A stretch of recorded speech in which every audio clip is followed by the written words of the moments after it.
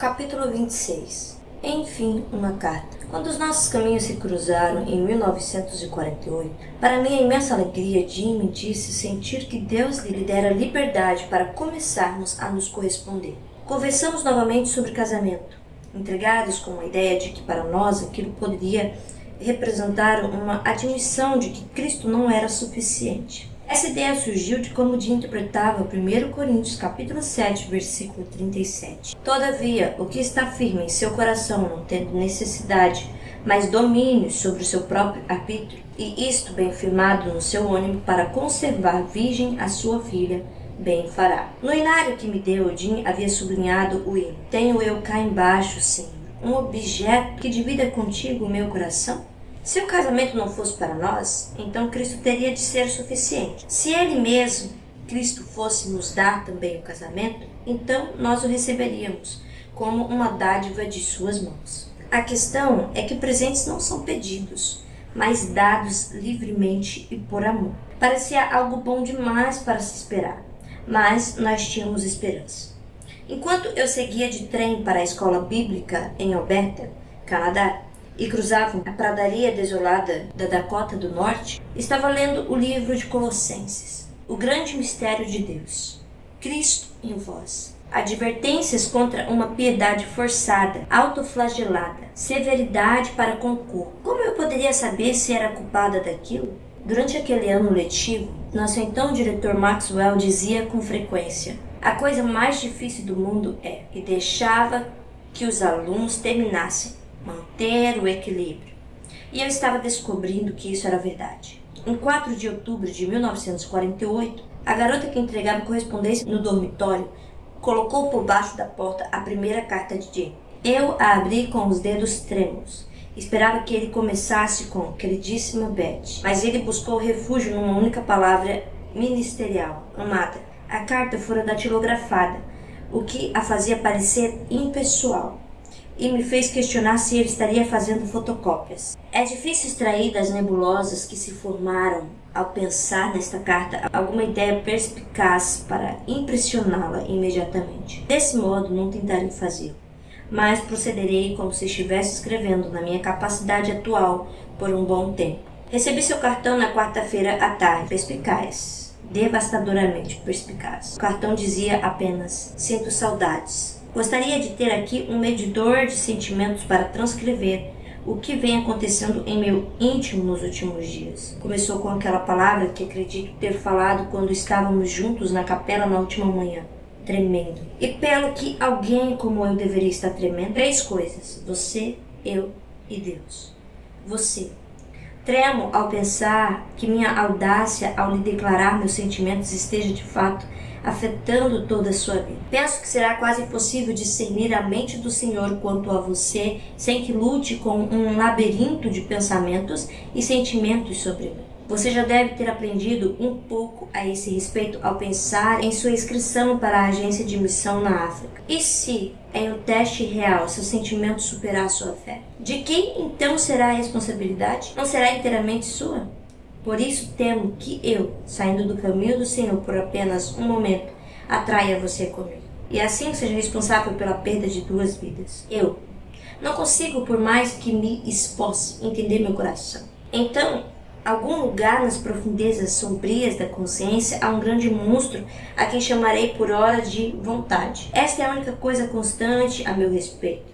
Desejo. Para a grande consternação de Freud, não posso chamá-lo de apetite sexual, pois descobri que isso não é capaz de fatar o estômago do bruto. Ele exige uma dieta mais variada e não tão fácil de obter como essa. Sou muito grato porque o nirvana budista não é o ápice da vida espiritual. Do contrário, eu seria o menos espiritual de todos os homens se a saciedade absoluta fosse o ideal. O bruto não é o espírito nem a alma, muito menos o corpo. Em vez disso, é o eu que fala dessas coisas, discute sobre elas, ri e pede mais. Ele é a vida.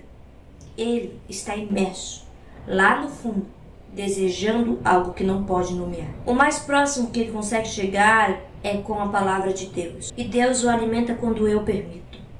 Tolo, não? Para quem então sou eu?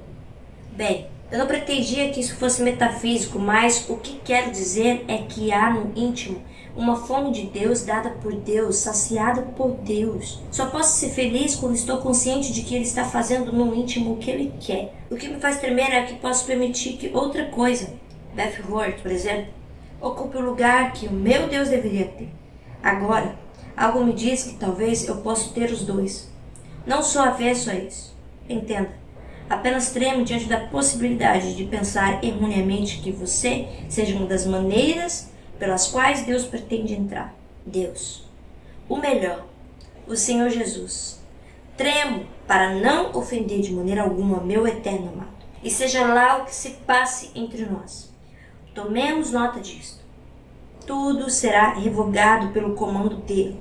Eu sou alguém rústico demais para ser guiado pela pomba. Oh, quão delicadas são as provocações do meu amado. E quão insensíveis são minhas respostas. Acima de tudo, desejo que ele encontre em mim o penoso trabalho de sua alma e fique satisfeito. Mas isso é algo difícil quando falo com você, pois de alguma forma há um conflito entre agradar a Deus e ter você. Não pretendo explicar isso. Só posso descrever o que sinto e não consigo fazê-lo adequadamente. Desde que você se foi, é como se um filme passasse pela minha alma. Meu fervor genuíno em oração se foi por 2 dias. Havia entulho demais, de tal forma que não conseguia erguer o muro. Veja Neemias capítulo 4, versículo 10 quanto a isso. Observe, não foram os opositores externos que dificultaram o trabalho, mas a desordem interna, quanto à deterioração interior. Mas a prova da mão de Deus vem na resposta afirmativa à zombaria de Sambalate no versículo 2. Renascerão acaso dos montões do pó as pedras que foram queimadas? Os judeus zelosos o fizeram. Aplique isso a nós e imagine um pouco.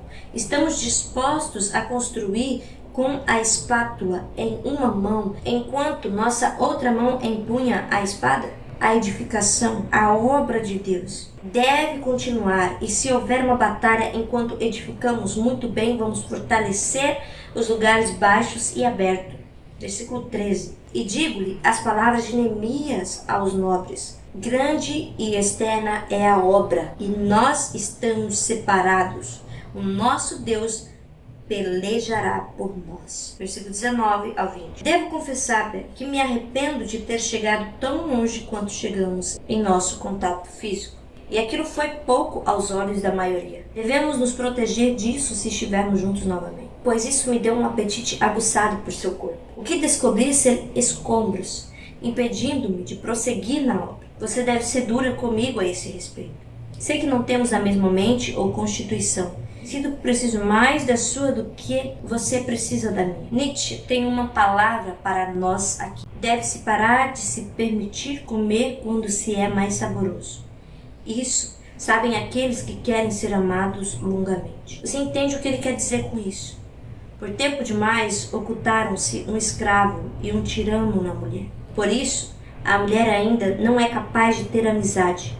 Ela conhece apenas o amor. Foi o que encontrei em Billy. Nem um adorador, embora ele me amasse, nem um Senhor Supremo, embora ele fosse muito estimado. Nós nos conhecemos como cães igualmente aos pés do Onipotente. Gostaria que fosse assim entre mim e você. Não tema ferir-me com a espada viva. Sim, golpeie com esse propósito. Seja mais que uma amante, seja uma amiga. Falamos sobre isso naquele encontro, enquanto víamos o nascer da lua. Que vos ameis uns aos outros, assim como eu vos amei. Lembra? Mas como devo louvar ao Senhor por remover o filme justamente nesta manhã?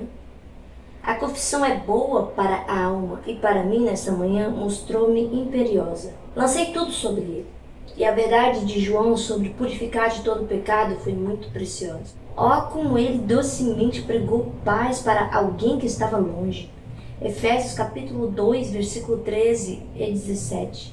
Intimamente foi o tema do meu cântico, e os pensamentos parecem bem expressos no hino 136 do Inário Líder Flock. Nossa alma se aproxima, o véu se rasgou. Ao trono da graça podemos nós chegar. Revelam-se os mistérios de Cristo, o Senhor. inundando de glória o santo lugar. Ó Beth, que jamais sejamos distraídos em nosso caminhar, apenas para lhe mostrar quanto sou um mau jornalista. Cito meu tempo na composição dessa carta. 2 horas. Parte disso é culpa da datilografia. Tenho certeza.